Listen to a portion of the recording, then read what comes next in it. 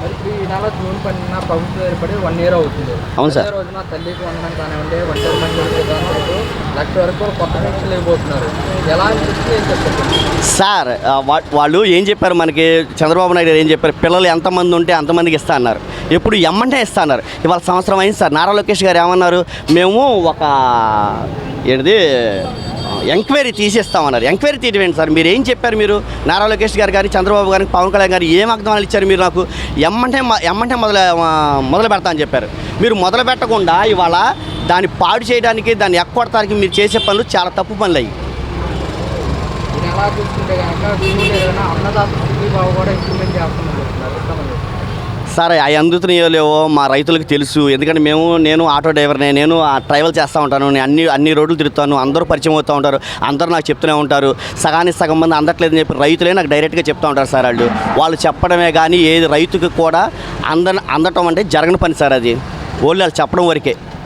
కూడా 3 విడతలుగా వేస్తామని చెప్తున్నమాట సార్. అవ్వదు సార్, అది ఇవ్వదు. ఇప్పుడు ఈ చంద్రబాబు గారు అంతా ఏంటంటే ఒకటే, ఆయన అమరావతి కట్టుకోవాలి, వాళ్ళని బాగు చేసుకోవాలి, రెండే సార్ టార్గెట్. పథకాలు ఇవ్వడం, ఈ అన్నదాత సుఖం ఇవ్వడం, ఏది ఇవ్వడం, ఓన్లీ చెప్పడం వరకే. వాళ్ళ మీడియా ఉంది కదా, వాళ్ళ మీడియాలో ఇష్టసరంగా రాపించుకోవడమే, ప్రజల్ని అయోమయం చేయడమే, ఇది ఒక్కటే. అంటే అమరావతి కనుక పూర్తయితే యువతకు కానివ్వండి, ప్రజలకు కానివ్వండి ఎక్కడ సార్? ఇప్పుడు జగన్మోహన్ రెడ్డి గారు తెచ్చిన అప్పులు ఎంత, ఈయన తెచ్చిన అప్పులు ఎంత సార్? అలాంటప్పుడు పెద్ద వాళ్ళు అక్కడ సర్వే చేసి, శివరామ కమిటీ వాళ్ళు సర్వే చేసి వాళ్ళు చేసినంత మరి వాళ్ళంతా అబద్ధమా, లేకపోతే వాళ్ళంతా ఉత్తోళ్ళ, వాళ్ళంతా చదువుకోలేదా సార్? ఏంటి సార్ ఎటుపోతుంది సార్ అసలు? వాళ్ళంత ఇదిగా చెప్పి అది లోగట్టు ప్రాంతం వాటర్ అని చెప్పి మొన్న కూడా వాటర్ మునిగిపోయింది కదా సార్. మొన్న కూడా వాటర్ మునిగిపోయింది కదా సార్. ఎన్నాళ్ళు తోడతారు సార్? దాంట్లో ఎన్ని వేలు ఖర్చు పెడతారు? ఎన్ని మొక్కలు పీకుతారు? ఎన్ని వేలు ఖర్చు పెడతారు? ఎంత అప్పు చేస్తారు? పేదవాడి నడ్డి ఎలా ఎరక్కొడుతున్నారండి మీరు? మన కరెంటు బిల్లు ఎంత వచ్చింది మా ఇంటికి? మన గ్యాస్ బిల్లు 50 రూపాయలు పెరిగింది. ఏంటి సార్ ఇది? ఏం పరిపాలన ఏంటి సార్ అసలు? పేదోడు బాగా అవ్వాలా, పేదోడు నాశనం అవ్వాలా? నాకు అర్థం కావట్లేదు. మన కరోనా ఇప్పుడు మన కూటమి ప్రభుత్వం ఏర్పడి ఈ నెల జూన్ 12కి 1 ఇయర్ అవుతుంది. అవునండి. 1 ఇయర్ పరిపాలన ఎలా అనిపించింది? 1 ఇయర్ పరిపాలన బాగానే ఉందండి. 1 ఇయరే కదా అవుతుంది కాబట్టి మార్పులు అనేవి ఒకేసారి రావండి. ఎప్పుడు కూడా కాస్త టైం తీసుకునిద్ది. పర్లేదు, అభివృద్ధి వైపు సాగుతుంది. మనకి హైడ్రోజన్ హబ్ వస్తుంది, అలాగే అనేక ఇండస్ట్రీస్ వస్తున్నాయి, తీసుకొస్తున్నారు. ఎంప్లాయ్మెంట్ జనరేషన్ మీద సీఎం గారు కాన్సన్ట్రేషన్ చేసినట్టు అనిపిస్తుంది. సార్ గత ప్రభుత్వం ఏమో నవరత్నాలు అన్నారు, కూటమి ప్రభుత్వం సంక్షేమ ప్లస్ డెవలప్మెంట్ అంటున్నారు. ఏ విధంగా అనిపిస్తుంది? అంతే కదా సార్. ఇప్పుడు డెవలప్మెంట్ చేస్తూ వెల్ఫేర్ చూడాలి. డెవలప్మెంట్ని గాలికి వదిలేసి వెల్ఫేర్ చూడలేము కదా, అది కరెక్టే కదండి.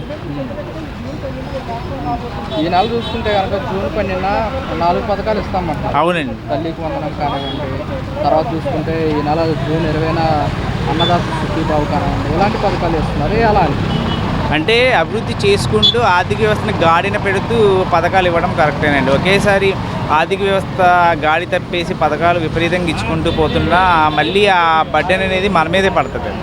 ఇండస్ట్రీస్ తీసుకురావాలి, ఎంప్లాయ్మెంట్ జనరేట్ చేయాలి. ఇప్పుడు ఉద్యోగాలు కల్పిస్తే ఆటోమేటిక్గా అందరు ఇన్కమ్ పెరిగిద్దండి. ఇన్కమ్ పెరిగినప్పుడు ఎప్పుడైతే వాళ్ళ ఆదాయాలు పెరుగుతాయో ఈ పథకాల మీద ఆధారపడడం కూడా తగ్గిపోయింది కదా సార్. సార్ ఈ నెల జూన్ 20న అన్నదాత సుఖీభావ వేస్తామని చెప్తున్నారు. 20న మొదటి విడత, రెండో విడత వచ్చేసరికి అక్టోబర్లో వేస్తామంటారు. ఎలా అనిపిస్తుంది? అది ఒకసారిగా వేస్తే రైతులకి ఇంకా ఎక్కువ హెల్ప్ఫుల్గా ఉంటుందండి నిజం చెప్పాలంటే. ఎందుకంటే పెట్టుబడి చాలా విపరీతంగా పెరిగిపోయింది. మందులు కానివ్వండి, పై మందులు కానివ్వండి, కింద ఎరువులు కానివ్వండి. మరి రైతులకేమో అనుకున్న టయానికి పంట రాకపోవడం జరుగుతుంది, ఒక్కోసారి దెబ్బతింటుంది, వాళ్ళకి తగిన ఆదాయం ఉండట్లేదు, అప్పులు చేయాల్సి వస్తుంది. రైతులకి ఫస్ట్ ప్రిఫరెన్స్ ఇవ్వాలి. అదే తల్లికి వందనం కన్నా నన్ను అడిగితే రైతులకి ఫస్ట్ ప్రయారిటీ ఇవ్వాలి. ప్రైవేట్ స్కూల్లో వాళ్ళకి తల్లికి వందనం అవసరం లేదండి. డబ్బులు ఉన్న వాళ్ళు వెళ్తారు కదా, డబ్బులు లేని వాళ్ళు వెళ్ళరు కదా. అయితే రైతులకి ముఖ్యంగా మొదటగా వేయాలని చెప్తుంది. ముందుగా రైతులకే వేయాలండి. సార్ ఇప్పుడు చూసుకుంటే కనుక రేషన్ డోర్ డెలివరీ అన్నీ రద్దు చేయడం జరిగింది. జూన్ 1 నుంచి డీలర్ వద్దకు ఎలా అనిపిస్తుంది? అంటే అండి ఇది కరెక్టే అండి. కాకపోతే ఆల్రెడీ వాళ్ళు కాంట్రాక్ట్ అగ్రిమెంట్లో ఉంది కాబట్టి ఆ టైం అయిన తర్వాత చేస్తే బెటర్గా ఉంటుంది. ఎందుకంటే వయసులో ఉన్న వాళ్ళు వెళ్ళకూడదు అండి, డీలర్ షాపులకు వెళ్ళలేము కదా. అలాగే వృద్ధులు ఎవరైతే వికలాంగులు ఉంటారో వాళ్ళకి డోర్ డెలివరీ చేస్తే సరిపోతుంది. అయితే వైసీపీ ఏమంటుందంటే మేము ఇంటి వద్దకే తీసుకెళ్ళండి కూడా పథకాలు మొత్తం రద్దు చేస్తున్నారు, పేదలని అన్యాయం చేస్తున్నారు. అంటే అది రద్దు చేయడం కాదు కదండి, అంటే పథకాన్ని మార్చిస్తున్నారు, మొత్తం పథకం ఎత్తివేయట్లేదు కదా. వయసున్న వాళ్ళు, ఓపిక ఉన్న వాళ్ళు డీలర్ షాప్కి వెళ్తే తప్పేం కాదు కదా అని నా అభిప్రాయం. కూటమి ప్రభుత్వం ఏర్పడి 4 జూన్ 12కి సంవత్సరం అవుతుంది. సంవత్సరం పరిపాలన ఎలా అనిపిస్తుంది? ఏం చేస్తున్నారండి? ఏమీ చేయట్లేదు ప్రజలకి. ప్రజల దగ్గరకు వచ్చిన వాళ్ళు ఒక్కరు లేరు. ముందు నిరుపేదలు అసలు ఎవ్వరూ ఏమీ చూడట్లా. మధ్యతరగతి వాళ్ళు ఇంకా చూడట్లా. ఎంతసేపు కుల మతాల భేదాలు తప్పించి ఇంక ఏమీ లేవు. ఆ ఎవరికి వాళ్ళ కులాలని వాళ్ళు సపరేట్గా ఎంచుకొని చూసుకొని వాళ్ళ కేటగిరీలో చూసుకుంటున్నారు. బడుగు బలహీన వర్గాల వల్ల అసలు వదిలేశారు. ఎవరిని అసలు పట్టించుకోవట్లా. ఏమీ అమలు పరచట్లా. అమలు పరిచామని చెప్తున్నారు, ఏమీ రావట్లా అసలు. ఈ నెల జూన్ 12న 4 పథకాలు ఇస్తామంటారు. పిల్లలకి తల్లికి వందనం కానివ్వండి, ఒంటరి మహిళలకు కొత్త పెన్షన్ కానివ్వండి, ఇలాంటివి. స్కూళ్ళు స్టార్ట్ అయ్యాక మళ్ళీ 15వ తారీఖుని పెట్టారండి. మళ్ళీ రీసెంట్గా వచ్చింది. మరి ఇంకెప్పటికి వస్తాయో తెలియదు. వచ్చి అంటే ఎంతమంది పిల్లలు చదువుకుంటే అంతమందికి ఇస్తామంటున్నారు. కానీ అంతకు 2 ఛార్జీలు ఇప్పుడే పెంచేశారు. కరెంటు ఛార్జీలని, గ్యాస్ బండ ఛార్జీలని అన్నీ పెంచేశారు. గ్యాస్ బండ్లు ఫ్రీ అన్నారు, ఏమీ ఇవ్వట్లా. ఏదో అమల్లోకి రావట్లా. వస్తుంది అంటున్నారు. ఎంత 100 మందికి కనీసం 30% ఇస్తున్నారు. 70% పోయినట్టే. అది వాళ్ళకు అనుకూలమైన వాళ్ళకి ఇస్తున్నారు. అసలైన కేటగిరీ సంబంధం వాళ్ళకి ఎవరికి ఇవ్వట్లా. కరెంటు బిల్లు గతంలో చూసుకుంటే ఎలా ఉంది? కరెంటు బిల్లులు గతంగానే ఇప్పుడు ఎక్కువ వస్తున్నాయి. అసలు అప్పుడు కనీసం లేని వాళ్ళకి కరెంటు బిల్లు లేదు. ఇప్పుడు అలా కాదు, అందరికీ కట్టించుకున్నారు. 3 వంతులు ఛార్జీ వేసి కట్టించుకుంటున్నారు. కొండ ప్రాంతం వాళ్ళకి అదే ఛార్జీ, కింద రోడ్డు మీద ప్రాంతం వాళ్ళకి అదే ఛార్జీ. మరి ఇప్పుడు ముఖ్యంగా చూసుకుంటే డోర్ డెలివరీ వ్యాన్లు రద్దు చేయడం జరిగింది. మళ్ళీ డీలర్ వద్దకు వెళ్ళి తీసుకోవడం పద్ధతి తీసుకొచ్చారు. అలా వ్యాన్లు ఉంటే మంచిది అంటారా? ఇలా వ్యాన్ ఉంటేనే మంచిదండి. డోర్ డెలివరీ అయినా ఏదైనా సరే ఎందులోనైనా సరుకులన్నీ ఇవ్వట్లేదండి. రావాల్సిన సరుకులు ప్రజలకి అందట్లా. మెయిన్ ఆ సరుకులన్నీ అందేలా చూడమని మేము ప్రభుత్వాన్ని కోరుకుంటున్నాం. ఒక వస్తువు ఇస్తున్నారు, ఒక వస్తువు ఇవ్వట్లా. ఏమి ఇస్తున్నారు? మహా అయితే ఒక బియ్యం, ఒక పందారు ఇస్తున్నారు. ప్రజలకు ఎన్ని వస్తువులు ఇస్తామని లిస్ట్ రాసి పెట్టారు. ఏ వస్తువులైనా అందుతున్నాయి? అసలు ఎవరైనా రాజకీయ నాయకులు ఒక్కరు వచ్చి చూస్తున్నారా? కార్పొరేటర్లు చూస్తున్నారా? ఎమ్మెల్యేలు చూస్తున్నారా? ఎంపీలు చూస్తున్నారా? ముఖ్యమంత్రి చూస్తున్నాడు, ఎంక్వైరీ చేస్తున్నాడా? ప్రజలు ఎంత ఇబ్బంది పడుతున్నారో, లేని వాళ్ళు ఇంకా ఎంత ఇబ్బంది పడుతున్నారో. సన్నబియ్యం అన్నారు. ఏ సన్నబియ్యం? ఉన్న బియ్యానికే దిక్కులేదు ఇక్కడ డ్యాసులకి. ఇంకా సన్నబియ్యం ఇస్తారని నమ్మకం ఏంటి? అక్కడ ఎక్కడో ఇస్తున్నారని చెప్తున్నారు. విజయవాడలో ఇస్తున్నారా? పేదవారిని కూడా తనిఖీలు చేస్తామని కూడా ఏది ఒకటే చేస్తున్నారు. అన్నీ చేస్తే ఎలా ఎందుకు చెప్పుకుంటారు ప్రజలు? ఏది చేయట్లేదు. ఆగస్టు 15 నుంచి మహిళలకు ఉచిత బస్సు ప్రయాణం కూడా ఇస్తామని చెప్తున్నారు. అది అమలులోకి వచ్చినాక చూడాలి ఎంతమంది చచ్చిపోతారో, ఎంతమంది బతుకుతారా అన్నది. దానివల్ల ఎంత ప్రయోజనం ఉంటుందో, ఏ రకంగా దాన్ని విడుదల చేస్తారా, దానికి ఇంక ఎన్ని లిటిగేషన్లు పెడతారా అన్నది చూడాలి. ఆధార్ కార్డులు అంటారు, అది అంటారు, ఇది అంటారు. తర్వాత ఒకళ్ళ 10 మంది ఎక్కితే ఇంతమంది ఎక్కకూడదు. ఒక లెక్క ఉండదు, ఒక పత్రం ఉండదు. ఒక 100 మంది 1000 మంది ఒక 50 మంది ఎక్కాల్సిన బస్సులో ఒక 100 మంది ఎక్కితే ఎంతమంది ఉంటారో, ఎంతమంది పోతారో అది అమలు పరిచితే కదా తెలుస్తుంది. ఆ పథకం ఎలా పెట్టారా, ఎలా నిర్వహించారా, అది ఎంత సక్రమంగా సాగుతుంది అన్నది. రైతులకి ప్రభుత్వం తరపున సహాయం ఎప్పుడూ ఉండాలండి. ఎందుకంటే రైతే దేశానికి వెన్నెముక అన్నప్పుడు మనం సహాయం చేయకపోతే భవిష్యత్తులో తినడానికి కూడా ఏం దొరకదు. ప్రభుత్వం ఒకేసారి మొత్తం డబ్బులు వేయాలంటే వేయలేదు ఇప్పుడున్న పరిస్థితి. ఆ విషయం మనకి క్రితం సంవత్సరమే చెప్పేసింది. పూర్తిగా మేము పథకాలు ఇవ్వలేము వెంటనే అని. కాబట్టి రైతులకి పెద్దపీట వేస్తూ ముందు వాళ్ళకి ఇస్తే చాలా బాగుంటుంది. మిగతా పథకాలు ఆలస్యమైన ఇబ్బంది ఉండదండి. జూన్ 12న తల్లికి వందనము, కొత్త పెన్షన్ కూడా తర్వాత ఉచిత బస్సు ప్రయాణం కూడా ఉంది ఆగస్టు 15. ఏం చెప్తారు ఈ పథకం? ఉచిత బస్సు అనేది మనకి చదువుకునే వాళ్ళ వరకు పెడితే చాలా బాగుంటుందండి. ఎందుకంటే బస్ పాసులు అవి తీసుకోవాల్సిన అవసరం కూడా ఉండదు. టైంకి వెళ్ళిపోతారు ఎక్కడికి వెళ్ళాలన్నా. ఇంకా మిగతా వాళ్ళకంటారు అది మనం చెప్పలేము. ఎందుకంటే బయట తిరగడానికి వెళ్ళే వాళ్ళు ఉంటారు.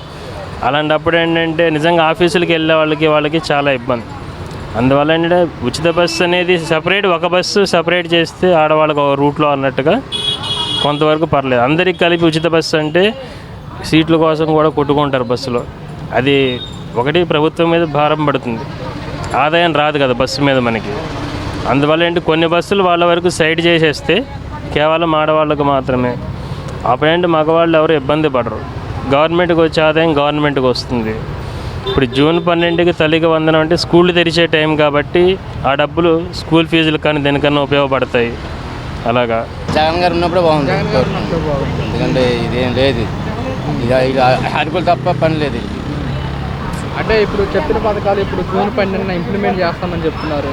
4 పథకాలు ఇస్తామంటారు. అలాంటి మరి వచ్చిందా చూద్దాం. మరి ఇవ్వాలిగా, ఇచ్చిన తర్వాత మరి అది మనం చూడాలి కదా. మనం ఎవరికమ్మని మనం చెప్పలేము కదా, ఇవ్వకముందు మనం చెప్పలేము. ఇచ్చిన తర్వాత అంత ఏంటో అసలు అని మనం మీతో చెప్పచ్చు, మాట్లాడచ్చు. ఇప్పుడు మాత్రం కష్టంగా ఉంది. మరి ఈ 5 సంవత్సరాలు అవ్వకముందే సంవత్సరం అవ్వకముందే తేడా వచ్చింది. 5 సంవత్సరాలు వచ్చిన దాకా ఇంకా తేడా అవుతుంది. ప్రభుత్వం ఎన్ని రోజులు ఉండదు సగంలో రేషన్ వ్యాలను కూడా రద్దు చేయడం జరిగింది, మళ్ళీ పాత పద్ధతి తీసుకొచ్చారు. అయితే ఇంటింటికి వచ్చేవారు, అది బాగుంది. ఇప్పుడు మనవన్ని లేను, మా అమ్మ ముసలి వెళ్ళలేదు కదా, మాకు పనులు ఉంటాయి వెళ్ళిపోతాం, ఆ అమ్మ వెళ్ళలేదు కదా, అలాంటి ఇంటింటికి రేషన్ బాగుంది. అది ఇంటింటికి రావడం చాలా బాగుంది. అది తీసేసారు కొన్ని మరి కింద ఆడిపెట్టిన ఈడి తీసేస్తుంది, ఆడి కింద ఈడి తీసేది. అది ఆయన జగన్ గారు పెట్టినవన్నీ ఈయన తీసేస్తున్నారు. ఈయనకి గెలిచారనుకో ఆయన పైన తీసేస్తారు. ఇంతే మరి ప్రభుత్వం మారుతుంది. ఆడ మీద ఈడి మీద ఆడు పనులు అవ్వు, పథకాలు ఇస్తారు అంటారు కానీ అవి 4లో 2 ఇస్తారు, 2 అయిపోతారు. అన్నీ ఎవరు కదా. ఈ నెల జూన్ 20న అన్నదాత సుఖీబాబు కూడా ఇస్తామని చెప్తున్నారు 3 విడతలుగా. ఎలా అనిపిస్తుంది రైతులకు సంబంధించి? ఇంతే మంచిది కదా, రైతు ఉంటే కదా మనం బాగా. ఇప్పుడు రైతులంటే మనం తినలేం. ఇప్పుడు రైతు ఉండే ప్రతి కదా ఇంతమంది వచ్చి కొనుక్కున్నారు. అదే రైతు పండించకపోతే మేము కొనుక్కోలేము కదా టౌన్లో. అది బాగుంది. మరి ఇప్పుడు జగన్ 2.0 అంటున్నారు, సార్ మేమే వస్తామని చెప్తున్నారు. వచ్చే అవకాశం ఉంటుందంటారు? బాగా వచ్చే ఓట్లో పడితే కొంత తేడా వచ్చింది. ఎందుకని అంటారు? 11 సీట్లకే పరిమితం అయిపోయింది కదా. ఎలా వస్తుంది అనుకుంటారు? అన్ని మంచి జరుగుతాయి అంటే మరి ఈ నెలలో చూసుకుంటే జూన్ 20న అన్నదాత సుఖీబాబు వేస్తామని చెప్తున్నారు రైతులకు సంబంధించి. అవునండి. 3 విడతలుగా వేస్తామంటున్నారు. అవును. ఫస్ట్ విడత జూన్ 20 అంటున్నారు, అవును. రెండో విడత అక్టోబర్ అంటున్నారు, మూడో అవును. విడత వచ్చేసరికి వచ్చే జనవరిలో అంటున్నారు. ఎలా అవును. అనిపిస్తుంది రైతులకు సంబంధించి ఏం చెప్తారు?